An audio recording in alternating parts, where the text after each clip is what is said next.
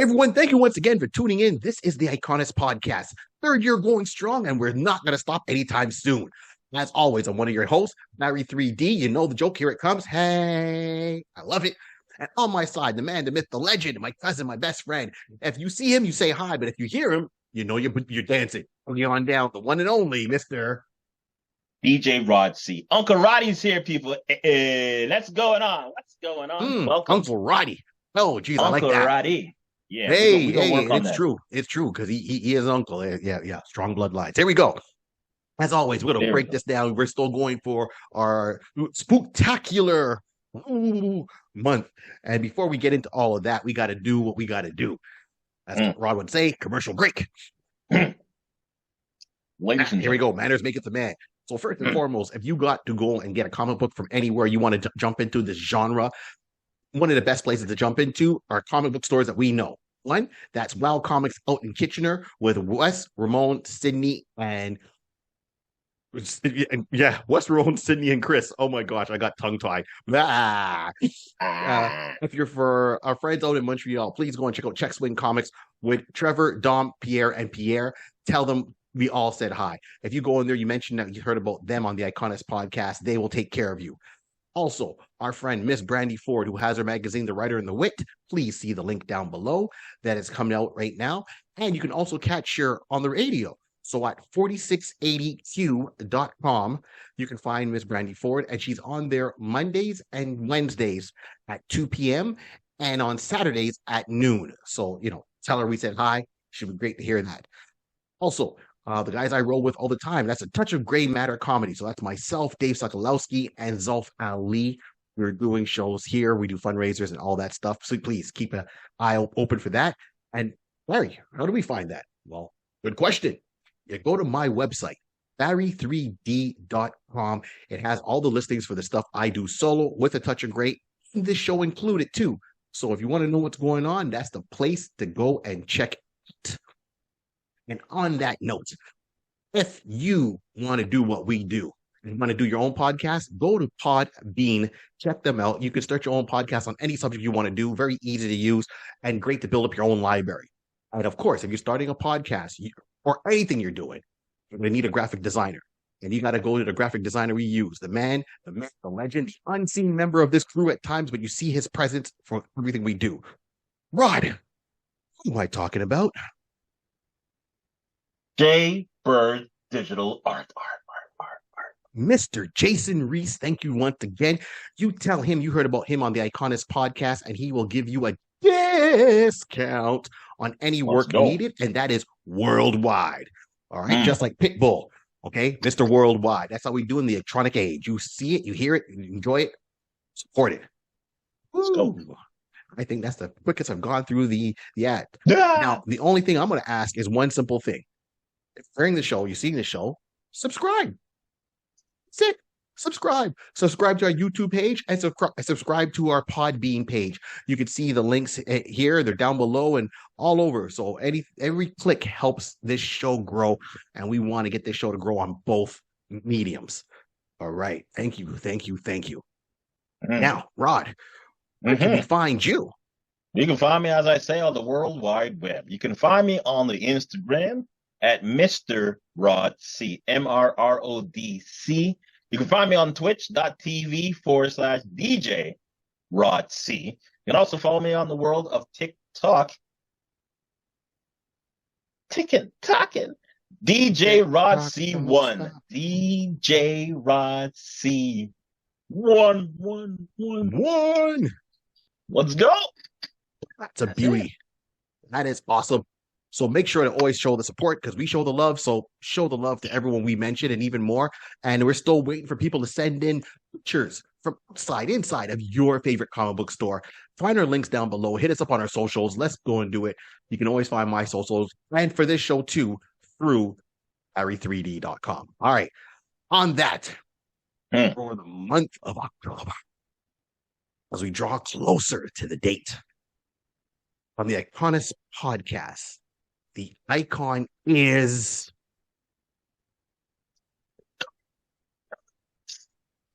Dark Universe. Yes. Now you're gonna say, Barry, what is the Dark Universe, right? And I'm gonna say, you know it. Maybe you didn't know it. It's almost like when we did an episode on Jack Ryan. You didn't know Jack. Well, now do you know the Dark Universe? And before someone makes the show saying it's a Dark Universe where you guys live, because we funny. All right. The Dark Universe was a concept that was put together by Universal. Why? Because it was smart. Now, this is what attracted to me. It started off with a great idea and it seemed to fail and it's come off the rails. And I think we should kind of give it a second chance. We should, as fans, give this a second chance because it's all about the thing I love, and that's world building. But also, Universal, come on now, for a PR person and put this all together. Come on, son. Okay. So here's the gist of it. The Dark Universe at the time, Universal Studios had rights for a lot of the characters they have. When they looked at it, and they looked at Marvel, and they go, oh, Marvel's got a universe. We like what they're doing. They're making money. DC's got a universe. They're making money. Let's put it that way. DC was more when it came to Marvel for the cinematic stuff. It wasn't as together. The animated stuff, they got it. The live action movie stuff, it's a little bit rough, for various reasons. But still, world building. And then they saw what was happening with Godzilla and King Kong, the monster universe. And Universal went, huh? Can't we do something like that? And some person said, yes, we can, sir. And they came up with the idea of the Dark Universe because back in the day, Universal has the rights for the IPs for the monsters. Right. So way back, they had the rights to, the werewolf, Dracula, Frankenstein, Creature of the Black Lagoon, Bride of Frankenstein, Invisible Man. And they wanted to take all those IPs. And a lot of times back, when I say way back, we're talking like what, the 50s or so, they would turn around and say, about that. It started off, and they would turn around and they would do these movies, and then they would do, all these movies that started off. And then, of course, they were just milking the cow. So it started off with the wolf, and then you're getting stuff like Bride of the Werewolf. And then, so some of it didn't really play out. They just kind of rushed together like spaghetti string westerns, as they used to call it. They used to kind of just write them out real quick, put them out, boom, here we go. So they had that. It made them money. Kids would go and I say kids because that's the demographic they were aiming for. They would go every week to watch what the latest movies was down at the matinee. And as the main feature, the other ones before that, they capitalized on the toys. So this is why you do see Frankenstein's monster as a toy. This is why you do see Dracula as a toy. Back, 60s, 70s, so forth. And that was all Universal was pushing. And then, of course, it died off at one point. People kind of moved on. The writing wasn't there. So they came back with this whole concept of seeing everyone doing this and going, yeah, we been doing this before? Were we doing this before? Got it. They were almost the originators because in their original series, okay, they had crossovers. So they had, Werewolf meet Frankenstein. And Dracula versus this person. So they had the crossovers at one point prior to the MCU and the DCEU. Okay, like they had it. Yep.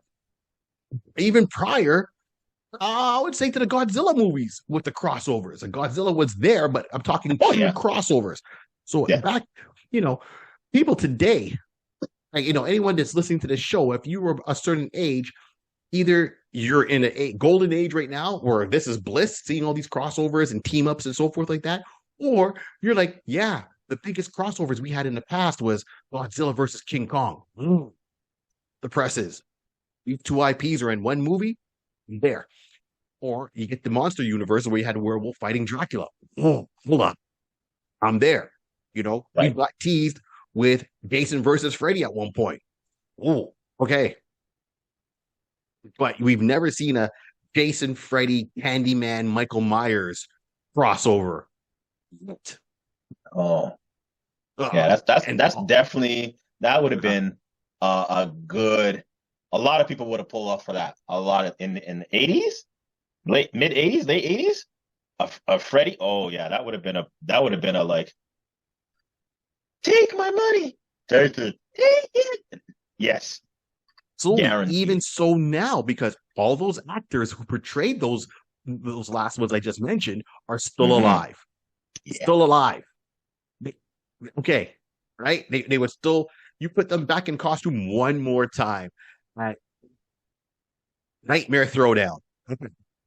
So Universal looked at this and they said, "Hey, we want to take this opportunity and build something." So they started off strong, mighty, very strong.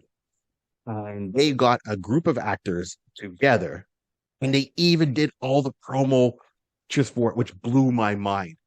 Uh, and that was what I was excited for. Now, once again, with the forgive me, I'm just looking at the pictures here on my so I can just call up the names properly. Uh, it was insane. Like the actors they had associated with this, who signed on to build this universe. So their whole thing was they were taking the Marvel thing. They said, what did Marvel do that was a success? And how can we follow that? And they Right. looked at it and said, oh, well, Marvel planned out all their movies ahead of time. Marvel turned around and got all the actors ahead of time to portray the characters and have them do cameos in each other's movies to go and lead to this thing. So they didn't wait to do a movie and then sign an actor, and then do the other movie. It's like, oh, okay, cool. Let's do the third movie. Let's find the actor and then do it. They said, here it is, upfront, transparent, Hmm. gold, gold. And you can see the picture. I've got it up right now. It's gold. And in the Dark Universe, it was, for example, Tom Cruise. Mm. Okay, Johnny Depp, Russell Crowe, Yep. uh, uh, Javier, Pardon. Yep. right? Javier. Thank you. Mhm. All strong actors. And then it Yeah. had the actress. Oh my gosh, I lost her name here for a second. She's a French actress, and down with her. Let me see. Pull up the name. Pull up the name. Pull up the name. Da, da, da, da, da. So as I said, it's a show. This is how we do it, and I want to give her flowers because it was so well done, so well done. Here we go, and it had Sophia Butella. So Sophia Butella is more out of that whole group that we just mentioned. He's probably more recent to stardom. Okay. But you know her from the Kingsman. She was the girl that had the blades on her feet as Samuel L. Jackson's bodyguard. Right. Okay. And prior to that, she's a breakdancer. Yo, if you see the videos of her breakdancing online, like straight out B girl styles. Like, okay, thank you. Thank you. Represent the culture. 50 years of hip hop. Here we go. She represents the culture and she represents it well. So she's got that look. She's got the physicality to it. That's why she was able to do those moves in the Kingsman when you see her. So this is so good, so good. And I was excited for it. Now, here's where, in my opinion, Universal messed up. I don't know who was in charge of the PR marketing. It was bull. What they didn't tell you was there was other movies that came out that were within that universe that were supposed to tie it together. Hmm. And where everyone thought, including myself, that The Mummy with Tom Cruise was supposed to be the kickoff of the Dark Universe, we actually got that Dark Universe kickoff 2 years earlier. Once again, Luke Evans was in there. And if you watch Dracula Untold, that came out in 2017, where there's the origin story of their version of Dracula, I liked the movie, was the kickoff of the Dark Universe. But they never turned around. Like, one, he wasn't in that picture that they showed. I don't know if they were testing the waters for it to see how it would go. Now, Rod, did you ever watch the Dracula Untold? You know what? I did not. But this is the thing for me. I did not. But I actually had a pin on it, a personal opinion. Like I got to get back to it when I get a chance to go back and watch it because at least I was intrigued to say, okay, this is a retelling of Dracula's origin story. Just telling it. And the clips I saw, the trailer, it brought me in, whatever the case to be. But I never got a chance to go and actually see it. But I knew about it. but did not know, just like you said, that that was the kickoff for the Dark Universe. Because I just took it that that was a Dracula movie standalone. And then you Yes, hear Mummy, and here for me personally, Dracula by itself, the Mummy by itself. Oh, okay, cool. They're doing the Mummy remake. They're doing a Tom Cruise version of the Brandon Fraser Mummy. So they're Tom Cruising it up. I'm like, okay, cool. Let me see what that's about, and that's it. It's only later on you find out. For me personally, that you find out that it was actually the promotional kickoff for the Dark Universe. But then you find yes, out, like we find out now, Dracula Untold was the original one. The Mummy was actually the second installment of the whole franchise. So that was, like you said, someone dropped the ball on marketing. Someone dropped the ball on just giving people the the knowledge, the foreknowledge. Hey, this is what we're planning to do. I think they probably realized after is like, yes, you had Dracula, but now we got Tom Cruise. Let's use Tom as the kickoff and build it from there. We got Tom, we got Russell Crowe, we got Javier. Yeah, we got Sophia. Oh, now we can say we're starting a universe. We should have did that from beforehand. exactly. Exactly. And sorry, I'll let you go on, but I'll make a correction. I just realized No, I said the no. wrong dates. So Dracula Untold came out in 2014. The Right. Mummy came With out in three. 2017. So that's to Mhm. show you how far back they were planning this. So sorry, go on. That was Yeah. my yeah. No. 100%. No, and that's exactly it. So like you waiting 3 years before you I don't know. We don't know. We don't know. We personally don't know what was their thought process, why they didn't did they test the waters? Did they feel to say, okay, Dracula did all right, it did good. Now we can, you know what? Let's take the kitchen sink and everything and throw it at it now when you could See have what did it from the sticks. beginning. And that's what gets me, right? So I get that every studio always has to test out the waters. I got to see if it has legs. 100%. So I respect that. But if you knew that was the case, you should have kind of made more of a splash about it. Like especially if you have that promo photo with all of them in it. How come you didn't bring Luke Evans in it to show? Because if you would have put Luke Evans in there, I would have been. There we go. There we go. There it is. There it is. I see the Okay. connection. I see the I connection. see the connection. Okay, so Now, I saw his movie already. These are to come. I think that would have gotten more with fans. So I'll tell you right now, me and my wife, we watched Dracula Untold when it came out. We went to the theater and we enjoyed it. You're mhm, not getting Stoker's Dracula. You're getting right. the Marvel, the Universal Pictures version of Dracula. So it takes Yeah, elements from what really existed and they put it into make their world.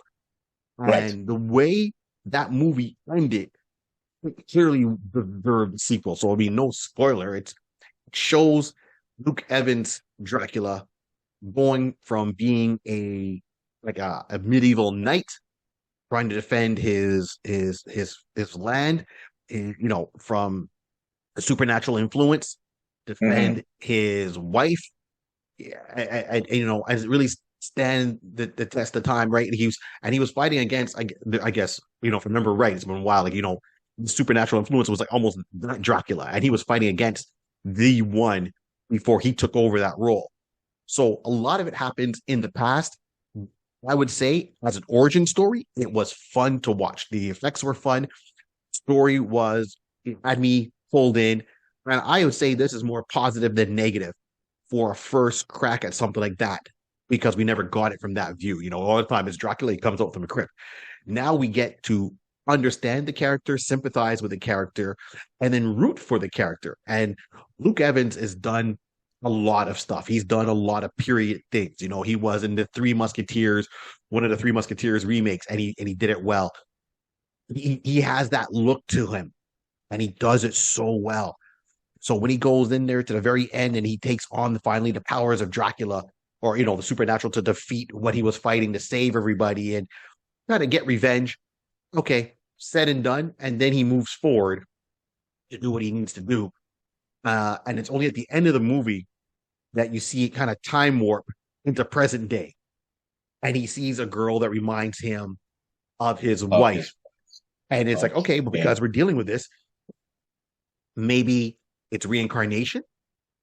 right? And because they talk about it like at one point about reincarnation and it could be a Okay. possibility. And there he is in present day, and it's like, wait a minute, I lived through each year, year after year, century after century. Here I am now, present day. He went from wearing armor and seeing the bats and him flying and all that to wearing a nice suit and gloves and a trench coat, but well put together, like chic. Okay. And then he sees someone that looks dead ringer for his wife that he lost all those centuries ago. And he goes to talk to her. Okay, all in. And that's how it ended off. So to me, I'm thinking, oh man, this is like Hawkman and Hawk Woman Hot girl. vibes, Yeah, hot woman got it. Okay. right? You Because see, he's lived, he didn't reincarnate, but she reincarnated. What could happen next?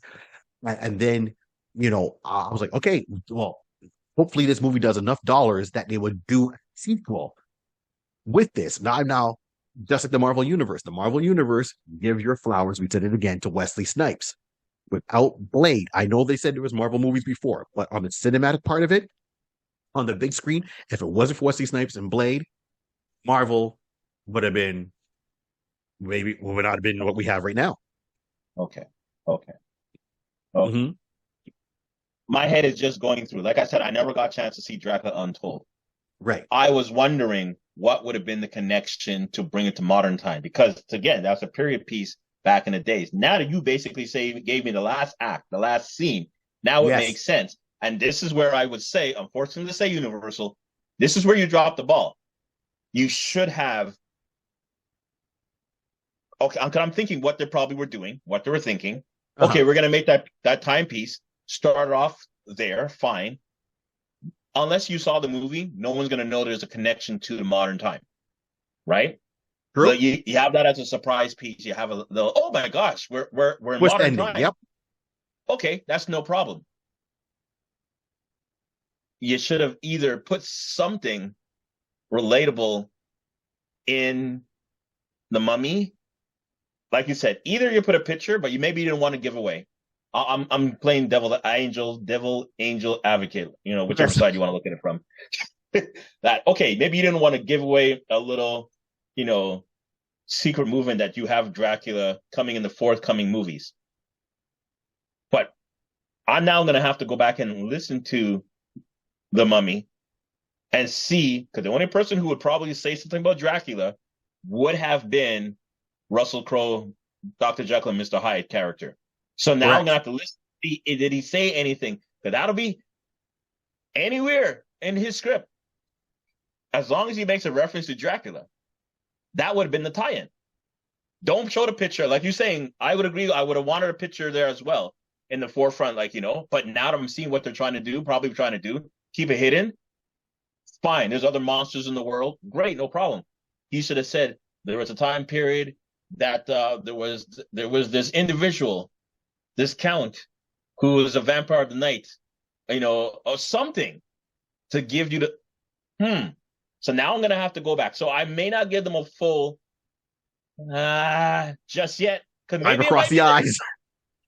They might get, but they might not, because maybe it was there and we just missed it, and they did it so nicely that they smoothed it, unless you really was paying attention and knew that years ago that movie was a tie-in, you wouldn't have known to look for it.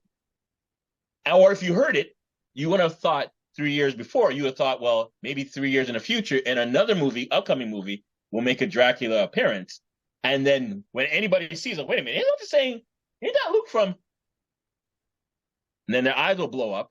Maybe that's what they wanted to do.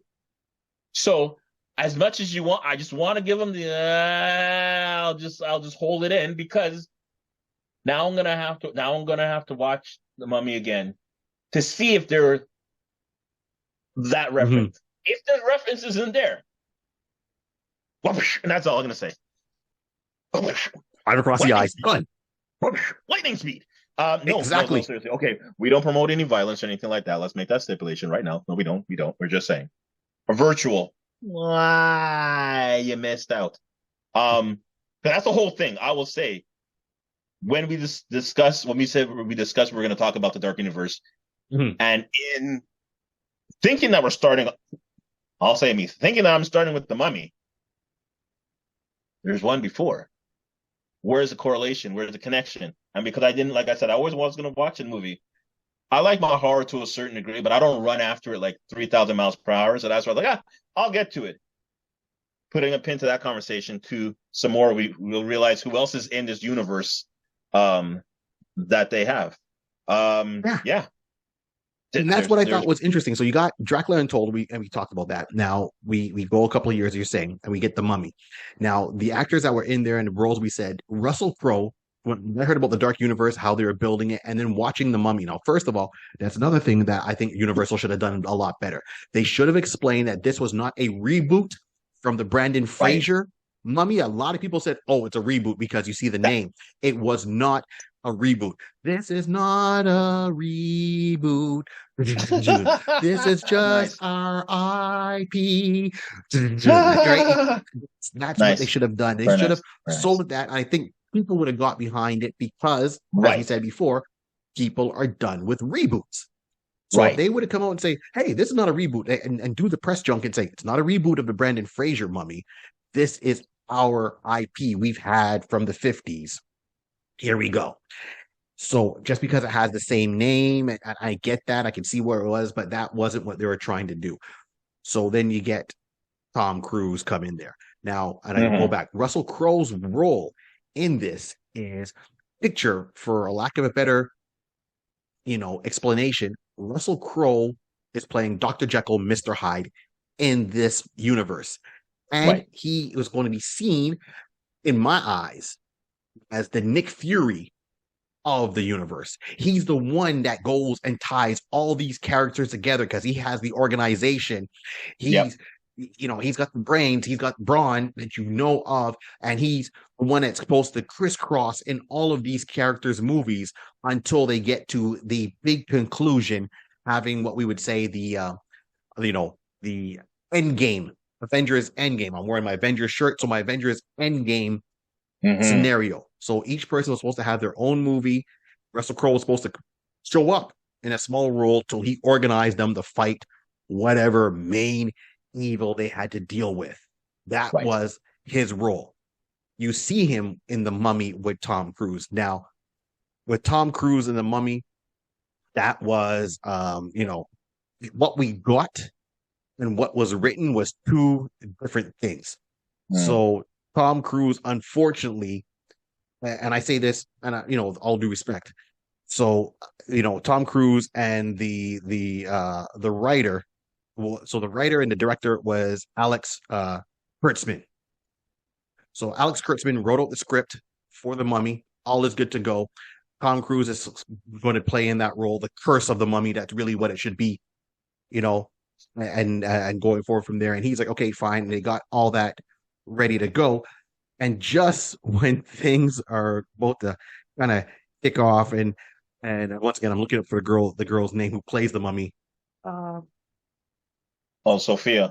Sophia, thank you. So Sophia's in there as the mummy. Okay, cool. I'm fine with that. The effects, everything was good. So Alex turns around, writes the script. Okay, Tom Cruise comes on board.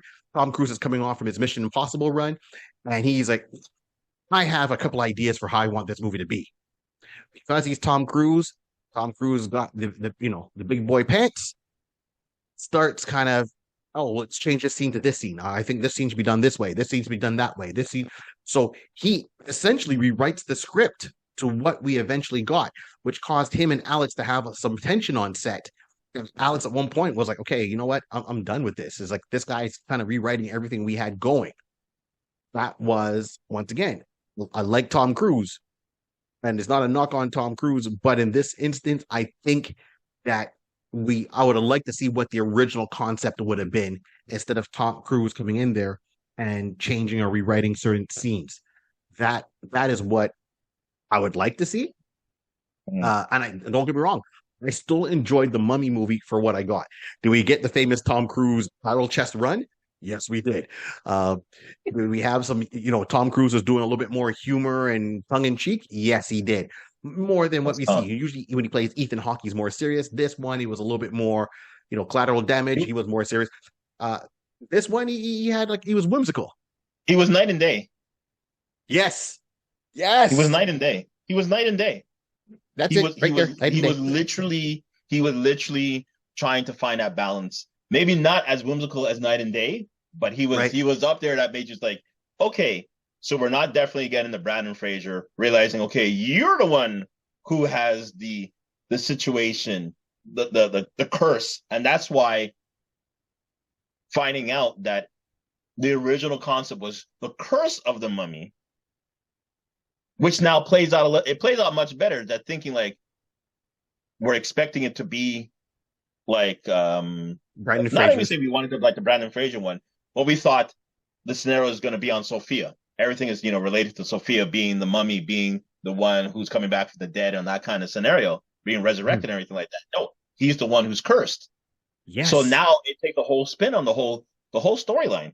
And if it was, I guess, being so familiar to Brandon Fraser one, that's what probably threw people in a reboot, not reboot. Is it saying Right. no? It is not. So it probably had people walking out the theater a little confused because definitely walking in with some type of expectation, and when everything wasn't even lining up to what they were expecting, I think that might have just definitely took them for a. I need to process what I just saw and action. That's where everything kind of went a little bit more left, a little more left. Like take control, pull up, abort. It's not as smooth as they wanted, and that probably is the reason why. Yeah, absolutely. I can see that. And once again, Universal should have turned around and said, okay, we know there's a Mummy franchise that's already out there. They should have been smart and said, let's call this the Mummy's Curse, Curse Yeah, of the Mummy.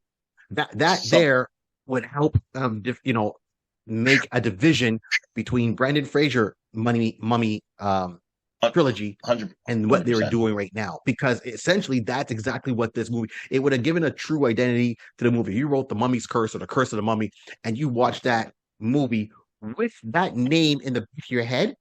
I'm walking in. Oh, now I understand. Poor Exactly. Thomas. Poor Thomas got afflicted by this curse, and poor Thomas is having to deal with all these. Thomas, are you ready for this, Thomas? This is not. You're not doing any running up a building. Not anymore, Thomas. This is something different, Thomas. Are you ready for this? What?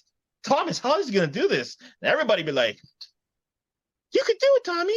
You can do it. Exactly. I have Because at faith a in point in you." the movie, he gets the curse and the mummy is chasing him. And so I think you're not giving away Yeah, anything, because if you walk in there without knowing the story, right. plot lines and all that, and you hear the You mummy's still got curse, him. You still okay, it's the got him. mummy's curse. That's right. So we see Sophia and she's the mummy. Oh, she's got a curse. Okay, fine. Oh, wait, she cursed Tom. Okay, here we go. And then it plays out. So how that movie plays out from what we got, I still enjoyed it, but I think it would Yeah. have benefited more instead of saying Tom Cruise the mummy. It should have said, Tom Cruise and the mummy's curse, or the mummy's curse, and then go with that and have Tom Cruise associated. So this is what happened now because of what went on there, and the movie didn't make as much money as they wanted to, as Universal Hmm. wanted to, and there is when Universal went, yeah, I think we're good to a certain degree. And I'm like, no, you're not good. You didn't finish, right? Yeah. So you had, once again, great actors, fun directors, right? Hmm. I'm not going to knock this. You had, as I said, so we know Tom Cruise is the mummy's curse, or, Curse of the Mummy. We Yeah. know we have Dracula Untold. We got that. He's in present day. His wife is reincarnated. I'm all on board with this journey. You got Javier, who's supposed to be the Wolf Man. Wow. How I was dying to see this. Russell Crowe as Dr. Jekyll, Mr. Hyde. And the last time I saw Dr. Jekyll, Mr. Hyde on the screen, me personally, was in The League of Extraordinary Gentlemen. Now, I know Alan Moore is Yes. not keen of that, but I was looking to see what their take was, because you got a partial transformation of, Dr. Jekyll almost turning into Mr. Hyde in the Mummy movie. And he stops himself with an injection of what's that injection? Clearly, he's in a room. He's part of the organization. And I like the world building. Like, where did the money come from? Why? Hmm. So, and so we were supposed to get that.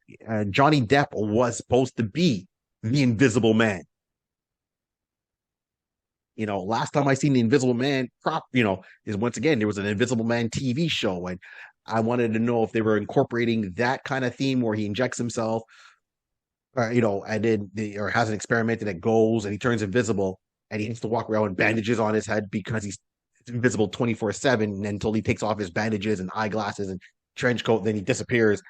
And Johnny Depp playing this kind of role, Johnny, let's look at it. When he did The Astronaut's Wife, I like that movie, right? When it's Sleepy Hollow, of course, Edward Scissorhands, when he gets into a character, Jack Sparrow, when he gets into a character, he brings out these little nuances that makes the quirkiness cool.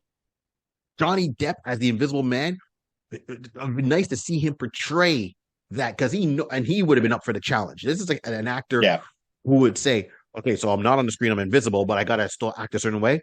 Okay, got it. I can really put it together in my head. I'm in. Oh, okay. So that was some of the beauty to me. Yeah, Nicolas, right, and we'll get to that. So, but and here's the films they had to go at the time. So 2014 was Dracula Untold, 2017 was The Mummy, in 2020 it's The Invisible Man, but The Invisible Man was done by Blumhouse. So they got the IP and they did their version of it. And Blumhouse does a lot of horror. I mean, it's straight up horror movie. So they did The Invisible Man more as a horror movie to kind of keep that going, but they didn't use Johnny Depp. They had a different actor with it. And here's my thing with Blumhouse. Blumhouse turns around and they take some things. When you see a meme and it's like, this is going to really ruin your childhood. Okay.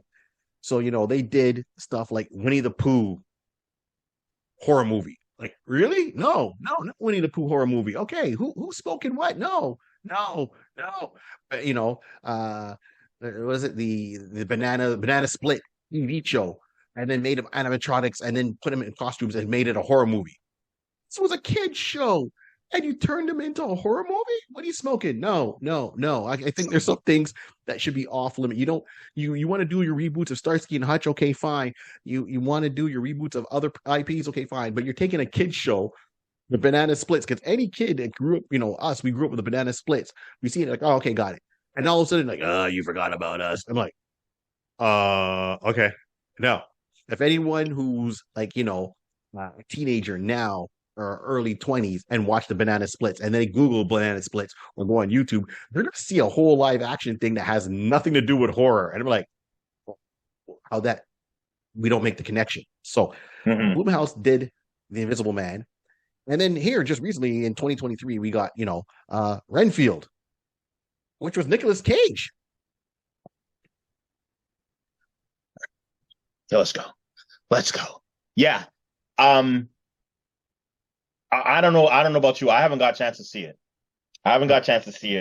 I've seen it on, it's on Amazon? Yeah, I think it's on Amazon. It's just floating there on Amazon. I'm like, okay, I'm going to get to it one day. But it's Nicolas Cage. I'm thinking it's more of a comedy type thing. So I'm like, I'll get to it. It's okay. It's funny. Yeah. Uncle Nick, like it, but it's not high on my list to watch. Uncle Nick got to do. Uncle Nick got to do what Uncle Nick got to do. And I'm like, okay, I'm going to get to it. But I did not know until we started investigating this and realizing that's part of this universe. So now I have to double back. Well, not even double back. I didn't get a chance to, it just came out this year. So I'm still in the same year. So I can still make it. You can still make it, man. You're still good. I'm still good. You're still good. I'm going to have to watch that. That's going to be interesting. I heard people say it was good. Okay. I will go and give it a shot, but that's what blows my mind. And the thing is, if Universal needs to kind of get a proper marketing to put it all, you already have everyone's contract signed. I don't know if they came out of date at this point because it's been a while. And I'm reading over here. Okay, so then they have the last voyage of the Demeter. Right. Okay. That's coming out this year. I didn't even know this was part of this universe. Right? So I didn't even see exactly it.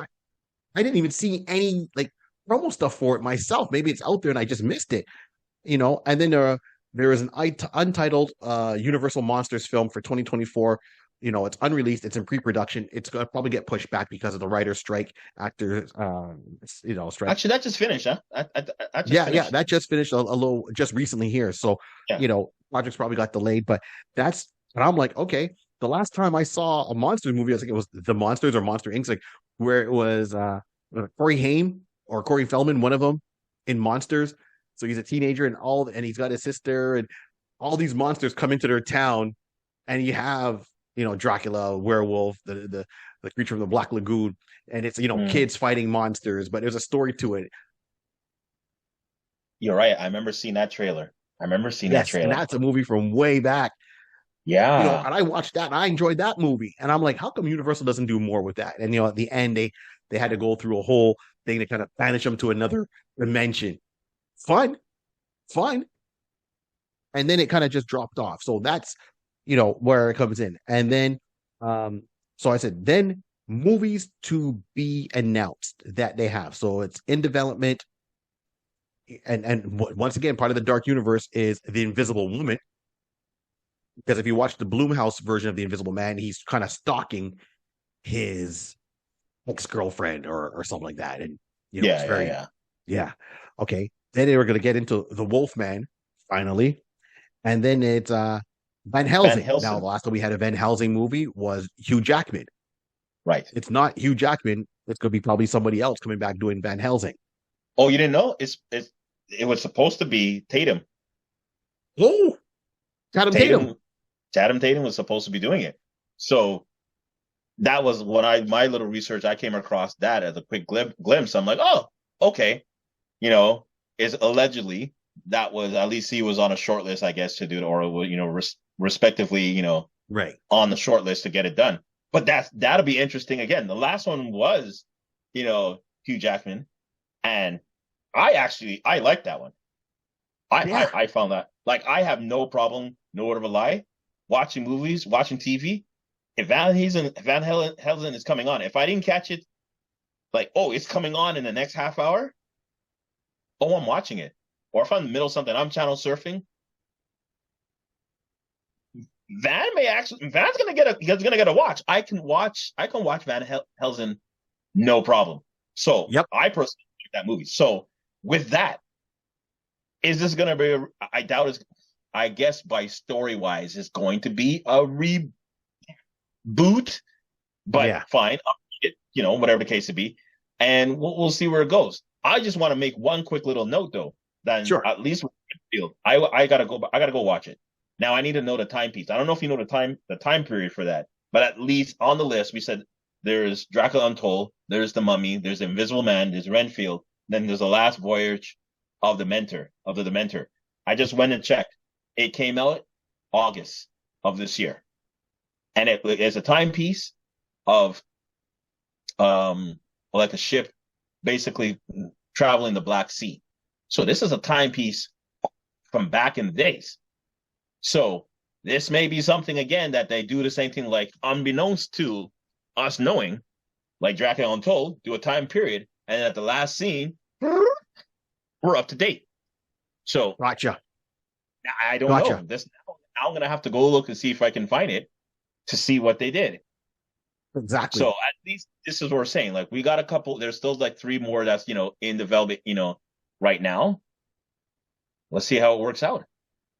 Absolutely, because this is what I say. I'm looking at Van Helsing, and I'm like, okay. Now, like you, I enjoyed Hugh Jackman Van Helsing. I enjoyed the movie.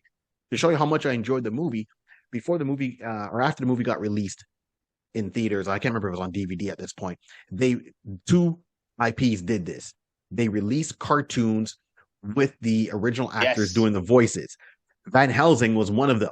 So Van Helsing did a cartoon movie to explain him and Quasimodo going at it and him chasing him down. And I'm like, oh, cool. And I bought the DVD. And the only other IP that did that was Chronicles of Riddick. Right? If you got the Chronicles of Riddick, with Vin Diesel, he did a cartoon. I remember I bought it on DVD. I still have it, but it's only like maybe 20 something minutes, like 30 minutes long. And it's Vin Diesel talking another story of Riddick after, either just before the Chronicles of Riddick, or is it it was just before the Chronicles of Riddick. So it was kind of like a prequel to the Chronicles of Riddick that show what happened to him between the first movie where he shows up. Was it Black Rain? No, not Black Rain. I can't remember the name of the first movie. Pitch Black. So it bridges the gap between Pitch Black. Yes. Yeah. And the Chronicles of Riddick. This cartoon comes in right between there to show you how he went from the end of Pitch Black real quick into the beginning. So if you watch Pitch Black, then the cartoon, then the Chronicles of Riddick, you're like, that's how we got there. And it was animated, well done. He did the voice.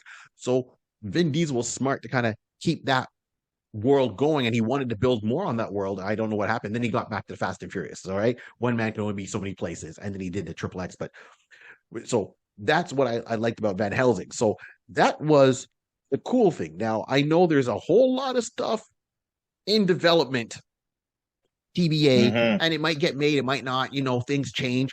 But that's to show you how many IPs they have, Universal, when it comes to the monster universe. They had the Bride of Frankenstein that was supposed to be made, Yep. Dark Army, Monster Mash. Okay. Wow. And I'm not even sure how that would have been, but, and then of course, Frankenstein, Little Mm-hmm. Monsters, Creature from the Black Lagoon, and then finally Dracula, Phantom of the Opera, The Hunchback of Notre Dame, The Yep. Invisible Man 2, and they're wrapping it up with The Scorpion King. Hold up.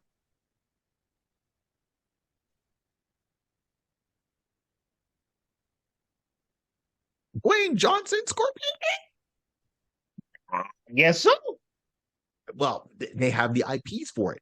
So I don't Well, know that's if it. they're reaching or not. Uh, and, I know there's a comic book, it says here, comics and manga, that has like the Mummy Dark Stories, but it seems, came on 2017. That was non-canon. There's video games that came out, but once again, they're non-canon. So this is why I won't even mention it at this Mm-hmm. point. But, they had the Mummy, the Proteum Strike, and then Dark Universe Soul Stories. And so, I'm only looking for things that would really make sense canon wise. But this is how they were breaking it down. Now, once again, I go back to saying Universal. What go on? What happened? Why did we not get someone? To me, I feel drops the ball. And here, and the reason I keep saying that is because I'm not trying to show where they fell short.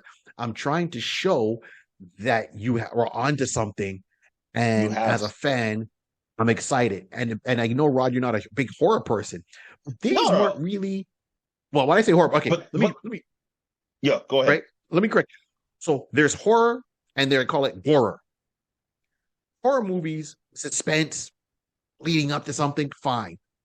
Gore movies is taking like banana splits and then having the guys in a costume or Winnie the Pooh, and all it is a blood fest everywhere. And how cool is a death scene? That's what it is. And these movies were not that. That's why I Correct. think, and for me, I'm not a, slasher. All right, how much blood can we write into the budget or put into the script? I want to get some suspense, some, leads up to it. Okay, if it makes you jump once in a while, bam, okay, you got me. All right, and then move on and still have a Right. fleshed out world and story as opposed to just Right. a cheap can slash. I agree. Like, yeah, I'm the type of person like story building and having. This is different from back in the days. Back in the days when writing, the writing did what they can, at that time for what they assume the the client, the public will be able to accept. Now we're so desensitized to so many different things. You can build into a story much more deeper, and basically people are like, okay, I can see that. That makes sense. So like right now, any of these IPs that they pull out right now will do well. And this is what we're Yes. saying. We're not trying to say that Universal, we're trying to point them and say, shame on you. It's more like you guys have something. And I'll say this while you're talking, and I thought this before, and it just brought back to my memory. When you look at the IPs that what we just listed, Hmm. you're so accustomed of hearing Frankenstein, Dracula, werewolf. Yeah, they're the Hunchback of Notre Dame. Okay, cool. You know the Monster Mash, Dark Armies. That one part that got me. Dark Army, like the Creature of Black Lagoon, and realizing, wait a minute, we're already familiar with these characters. We're already familiar with these IPs. Yes. We've all grown up reading, not even say comic books, but we've seen enough materials in our life where we've seen the Creature from the Black Lagoon, and you can say it in the same sentence: Creature of the Black Lagoon, werewolf, Wolfman, Frankenstein. You can say this, the Loch Ness monster, in that sense. You can say it all in the same sentence, and no one will look at you like, what you talking about, Willis? It'd be like, Yep. yeah, you know what? I haven't heard of the Black Lagoon in so long. The creature from Black Lagoon. You can say it, and people are like, "Yep, yeah, that, You know, do that Sesame Street kind of answer. So Yep. Yep. Yep. Yep. Universal, Yep. you Yep. Yep. have something exactly. Yep. You have something here that you can see. It intertwines. Like we always say this for all our other characters that we talk about, but you guys have the foundation right here. Like, if people are already accustomed to, again, shout out to Wesley Snipes, to Marvel, um, building that type of world, it's basically you're giving people the comic books, you're giving them the horror type of, you know, novel stories that we grew up on. You can flesh it out and actually put it together more seamlessly than in past. You have it. It's like saying, yeah, I'm gonna make, we're gonna do a Frankenstein movie, and then it's just like that's it. What else are we Nope. gonna do with that? I don't know. I can't think of anything. No, you have IP. Like you're gonna say words that people can easily associate to with each other. So that's why we're saying that the ball was slightly dropped with Dracula Untold, and there was no marketing or no way to seem the connection. Although if you wanted to keep it separate and just kind of make a surprise, but as you can see by the listed amount of IPs it had before Dracula comes back, that's too far down the pipeline to me. That'll be too far down the pipeline to do. Absolutely. So I would have just said, yeah, if you want to hit it, but have some kind of nuances in the upcoming movies. Make Dracula. Barry just said a good point. If Dr. Dracula, Mr. Hyde, Russell Crowe is supposed to be the Nick the Fury. soul Yeah. glue that brings these all together. Make Dracula be like a sub glue, something else, another theme that's in the background that we can see this all in the front of us. But these movies keep talking about Dracula at one point in time, giving us the forefront that something's coming down the pipeline. That's all it was needed. So I do hope that you guys make it sound like that, you guys, but make sure that hope that Universal don't ease up on the gas. You know what I mean? I hope they don't ease up on the gas. I hope they take the braveness to say, you have the IPs, you have a bunch of IPs that are in production or thought out. I hope that you do not do it like a yearly thing, and then you at least drop like Marvel did. They drop like at least three IPs a year. So at least you can keep that in their mind, and please don't do like it's October. Try to keep these ones for the Halloween October season. No, you won't have enough time to build like that. Drop one every third quarter. Just drop one. Yes. And at 1 quarter that's free. Every 3 months you just drop and just anticipate. Then you have a longer gap. I can't wait. When's be like Tyrone? Are you doing that? I'm not going to try to do Dave Chappelle, but that's all I'm saying. You're just going to have people like fiending for it. That's what you want. Yes. So Universal, this is. Come on. You have something here. You have something here. Let's just. I hope anybody who sees this, watching this, listening, if you agree with us, put it in the chat. Put it, let us know. And as well as if anybody else higher up who's watching or is listening to it, if you guys, as us as the consumer, us as the Patreon, us who love these type of IPs, let's show them. Let's show the people in the boardroom that, hey, I think we got something here. People are actually looking around the corner. When is it coming? Are they really going to do it? I hope they do it. Yo, I want this person. And then you guys, listen, do like we do. Fantastic. Put it in the subject. Help build the momentum. Hopefully we will get that little momentum kickoff that some other people will look at this like, you know what? Hey, I haven't thought about that. I don't know they were doing the creature from the Black Lagoon. I didn't know they're doing the Bride of Frankenstein. What are we talking about? What's going on here? Let's do it. That's how I look at it. I agree with you. Let's do it. So you're right. One, don't give it to me on Halloween, in the month of October, one movie a year. That's not going to work. It's going to drag it out too long. No. As you put it, a movie every quarter. What they need to do is first and foremost, like what it gets me is that when it comes to world building and cross over of IPs, is a lot of people see what Marvel did. Kevin Feige straight out. Oh yeah, I get all my writers. We go away for a week in a cabin and we lock ourselves in, and all we do is pitch ideas and how we're going to make it flow together. That's what he comes. The writers. Hey guys, you're writing this project. You're writing this project. You're writing this project. Let's go on the plane on the mouse's money. We're going to sit down here and we're going to figure this all out. So this way, it's a smooth transition. So when fans watch it, because fans are very like hardcore. If you're into something, you're into something. That's why I like this genre. They're hardcore. So they're going to sit there and go, hey, that doesn't make sense. And Kevin's like, okay, let's sit there with the writers, flush it all out.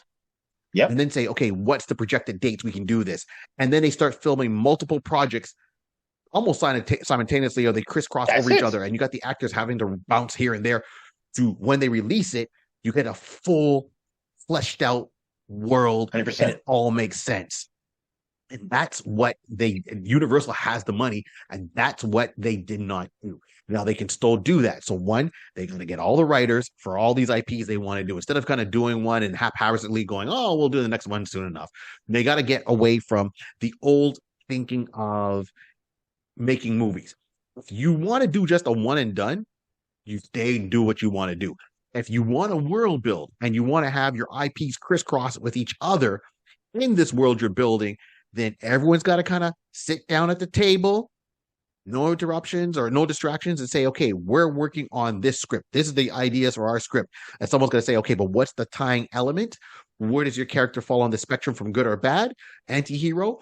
And then what's the end game? Like Avengers Endgame was literally called Endgame because that's what Kevin Feige and the rest of the writers and everybody else and the actors all associated with it worked. They started off with that first Avengers initiative, and they went right to Endgame. And he knew, hey, we're gonna, and they slowly dropped things of in every movie.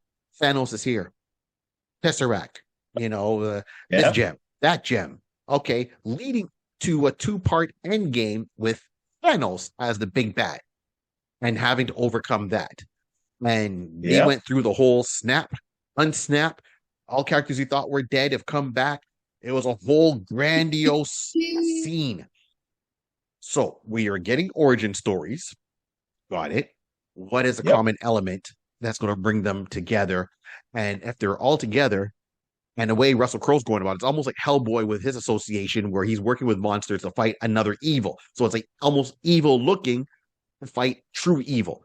So what is the end game for these characters? Because 100%. Certainly they're all kind of showing up. They start in the past, and they show up modern day. You're not going to have them just fight amongst themselves for no reason.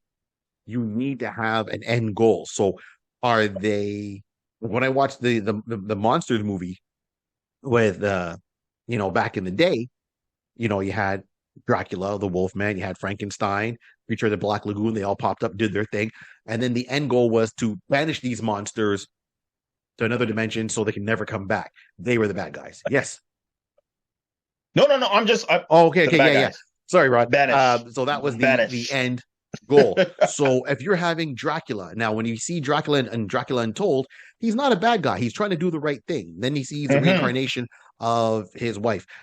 The Mummy, once again, Tom Cruise is not doing a bad thing. He's just being a mercenary. He gets roped in. Now he's trying to get rid of the curse.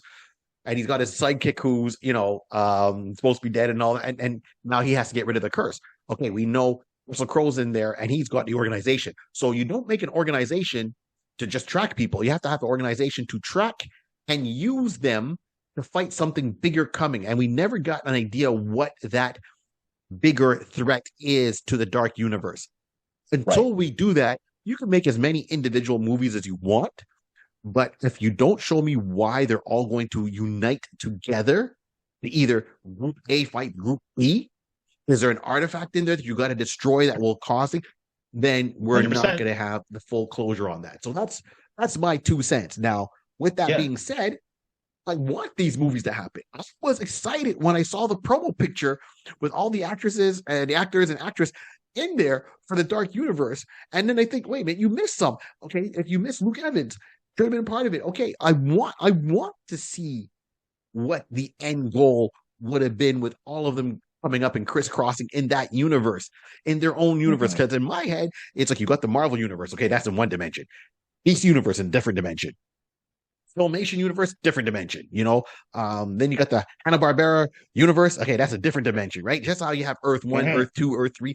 I was putting it all in. So when you had the monster universe, and then you're giving me, and that's like compartmentalize it in my head, and then you give me the monster dark universe. I'm like, oh, okay. So in this universe, you're not going to get, for example, He-Man, but you're going to get all these supernatural creatures, supernatural items. All Right. right, let's see how that plays out, and that could even play out even more to some other IPs. But that's what I'm coming down to. So my whole thing on this is Universal. Um, Kevin Feige gave everyone the playbook how to do things to make it successful. Copy what he did. He didn't hide it. And that's the thing. It wasn't like he hid it. It was like, oh, I'm not going to tell people Oh, my secret. It's almost like, hey guys, this is what I did to make this universe and the Marvel universe uh, successful on screen, to various degrees. What's stopping you from yeah. doing it? It's Well, you almost see, like he's doing a underhanded challenge to everybody else. It's like, well, I did he's, it. that's what it is. It's a virtual five across the eyes.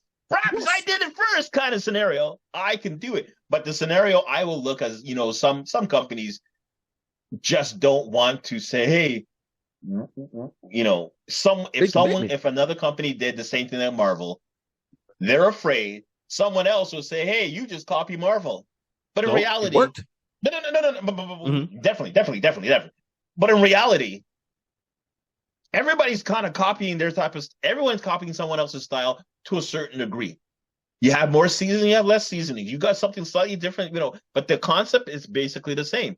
So I wanted to go back, well, continue on to what you're saying in Hmm. regards of world building and stuff like that, the writers and stuff along that line. When you said something about what you thought, writers, they're ready for it. People are ready for it, like I was saying before. But it made me think, as I was saying that line before, I was thinking definitely for individual people of my age right now, you knew that when they were in their mid-teens along that line, they were in the 80s. I'll even stretch it to those in the 90s as well. But at that time, writing, definitely in the 80s, writing from then and now is two different beasts True. completely. Facts. When we're in the 80s, you got to look back 20 years prior at that time. So that's all they knew in that sense of that was enough writing for them. What was in depth for them was writing that time. All that to say is that the people of now have seen so much stuff, have heard so much stuff, has experienced so much different stuff, definitely in writing and in different type of media, film, audio, radio, all that kind of stuff, that Hmm. you can understand if a story goes a little deep. Where are you taking me? Okay, I'll give you the extra 20 minutes. Take me. Let's see where you're going. Sure. Oh, okay, we're there. Oh, we're going over here. Okay, I'll give you another 20 minutes. Give me. Oh, that was nice. Oh, I didn't see that coming. Oh, you know what? It was another 20 minutes. Okay, I'm gonna go over here. We're so accustomed to that type of writing and leading into that Yes. universal. You now have the ability that if there was any thoughts, any subplots, any type of antics you thought wouldn't work, this is the time to do it. It will work. You just write out and flesh it out properly, give a good story, and give enough tie-ins. Because now you got to start thinking, and it's all out of respect. Don't think singular. You have to think multi. You have to think, pull it back. Think of this like a comic book. Yeah. Like I said, Yes. the words, the saying Frankenstein, Dracula can be said on the same sentence and no one's gonna flinch an eye. I'm gonna even give you I'll even tell you how this generation can work it. Who remembers watching Scooby-Doo, watching Hanna-Barbera and all that type of, and back in those days, they had cartoons of, a cartoon, whimsical Frankenstein, Dracula, werewolf, all on the same scene, and nobody batted an eye. And these are drawings from the 70s, late 70s to 80s type of scenario. And that worked then. So imagine how our minds already accepted that from back then. Like I'm saying, it can set off the tip of anyone's tongue easily enough that anybody's like, say, yeah, I remember seeing when intertwined Flintstones. I'm sure. I'm saying this off the top of my head, but I can't see Hanna-Barbera not putting some kind of mix where the Flintstones not only met the Jetsons, but the Flintstones met Dracula or the bedrock version of Frankenstein, or whatever the case. Yes, you can see that easily. No, I'm sure it's there. I just can't remember. I can't get off. It is there. It is there. I'm sure it's there. I just can't remember. I can't visually see it, the mental screenshot right now, but I know I can see it vaguely fuzzy in the back of the old brain. The old gray matter is saying it's in there. Trust me, it's in the other. Oh, it's on side. Oh, there it is. See, there, it's there. So I'm not trying to ramble too much, people, but I'm trying to make, if anybody is watching this that has some type of position or can speak into someone's ear, it's possible. It's there. So that's why I'm saying earlier, everybody, if you agree with anything that we're saying, put it in the chat, because I believe if there's enough smoke, there's fire. So if people start seeing there's enough comments about this, someone's going to have to say, yeah, I agree. Yeah. All right, fire in the chat. That makes sense. Yeah. Good talk there, Good talk there, young man. God bless you for calling me a young man, although I'm calling myself, but we'll get into that in another conversation later. Listen, this is what we're talking about. Universal. I don't know how much I can say it more than that. I'm just going to stop. Yeah. That's it. Look, please, you're talking about. Let's get it done. Right. You're talking about, like, they'll be seen as copying, but listen, like, Peter Jackson did it. Peter Jackson did that. He did Lord of the Rings all in one shot and then released it year after year. We've got other IPs that done the same thing. So this is what I think they need to do. So what they got to do, in my opinion, is Universal turn around, get this, don't let it die. Get what we call the editor-in-chief. Now, in Marvel Comics, DC Comics, back in the day, they had the editor-in-chief, and that person's job was to sit there every month, pull out a timeline, and when people says, hey, man, I want Spider-Man to be in my book as a crossover. Sorry, Spider-Man can't be in your book. Spider-Man is with the X-Men this month. So he's in this book at this time. And that's when you would see the little asterisk saying, oh, this story takes place after X-Men issue number da-da-da-da, before this issue of Spider-Man. Okay, so you're doing the timeline that Spider-Man would fight and team up with the X-Men, leave, and then go back to, Spectacular Spider-Man, have his storyline, and then bounce back. And that was the editor-in-chief's job. He would sit there, or she would sit there and pull out a timeline of when the books were coming out. So let's say Spider-Man, the X-Men book came out week 1 of, the month. And then Spider-Man's book come out week 2, or maybe sometimes to come out the same week. So anyone reading it would understand that Spider-Man was here and then he bounced there. So what you need is what Kevin Feige did. He was the editor-in-chief. He sat there, timelined it, gave me a start, give me the origin movies, give me what the commonality is, what ties them together, and then what is the end goal? Why are all these, in this case, why are all these monsters popping up, and what is drawing them? Who do they have to fight? What do they have to save? How will they be misunderstood? Suivre on next. There we go. Yes, right. Parlez-vous français. There we go. So we bust that out.